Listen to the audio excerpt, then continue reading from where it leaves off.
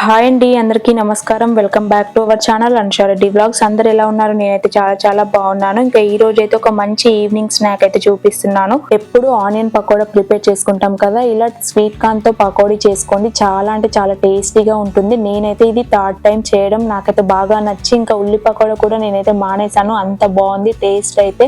ఇంకా హెల్త్ కూడా చాలా మంచిది. ఈ పిల్లలకి అయితే చేసి పెట్టండి. ఇప్పుడు సింపుల్ గా ఒక బౌల్ తీసుకొని కొన్ని స్వీట్ కార్న్ గింజలు, కరివేపాకు, పచ్చిమిర్చి, ఆనియన్, కొత్తిమీర, సాల్ట్, అల్లం ముక్కలు, పసుపు, జీలకర్ర, 2 టేబుల్ స్పూన్ శనగపిండి, కారం, ధనియాల పౌడర్, ఓమ వేసుకోండి. కొంచెం మనకి డైజెషన్ కూడా త్వరగా అయితే అయిపోతుంది. ఓమ వేయడం వల్ల కూడా మనకి టేస్ట్ అనేది చాలా బాగుంటుంది. నేనైతే ఇంకా క్వాంటిటీ అయితే 1 టేబుల్ స్పూన్ అయితే కారం వేసుకున్నాను, 2 టేబుల్ స్పూన్ శనగపిండి వేసుకున్నాను.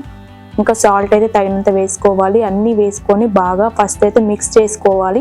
మీకు కావాలి అనుకుంటే అల్లం వెల్లుల్లి పేస్ట్ కూడా వేసుకోండి. నేనైతే చిన్నగా తరిగిన అల్లం ముక్కలు వేసాను కాబట్టి ఇంకా యాడ్ చేయట్లేదు. అన్నీ వేసుకున్న తర్వాత బాగా మిక్స్ చేసుకోవాలి 2 మినిట్స్ మాత్రం. 2 మినిట్స్ తర్వాత కొన్ని వాటర్ వేసుకొని గట్టిగా అయితే కలుపుకోవాలి.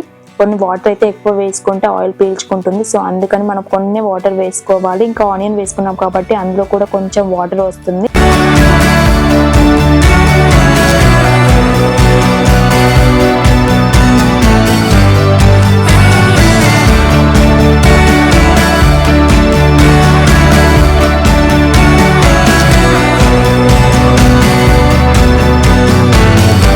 బాగా మిక్స్ చేసుకున్న తర్వాత 1 టేబుల్ స్పూన్ బియ్యం పిండి, 1/2 టేబుల్ స్పూన్ ధనియాలు అయితే స్మాష్ చేసి వేసుకున్నాను. టేస్ట్ అయితే చాలా బాగుంటుంది. ఇప్పుడైతే ఒక 10 మినిట్స్ మూత పెట్టి అయితే పక్కన పెట్టేశాను. పిండి కొంచెం సెట్ అయ్యేలోపు ఇంకా డీప్ ఫ్రైకి సరిపడా ఆయిల్ అయితే పెట్టేశాను. ఇంకా ఆయిల్ కూడా బాగా హీట్ అయిన తర్వాత పిండి ఒకసారి బాగా మిక్స్ చేసుకొని ఇంకా చిన్న పకోడీ లాగా చేసుకోవడమే. నేనైతే ఇది ఈవినింగ్ స్నాక్ గా అయితే ప్రిపేర్ చేశాను. సండే రోజు ఈవినింగ్. ఇంకా బ్లాగ్ కూడా ఉంది, నేనైతే నెక్స్ట్ వీడియోలో పోస్ట్ చేస్తాను. ఇంకా అంతే అండి, ఎంతో సింపుల్ అండ్ టేస్టీ అయిన స్వీట్ కార్న్ పకోడా రెడీ అయిపోయింది.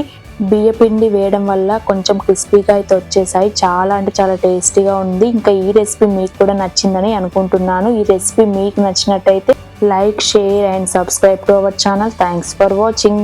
బై.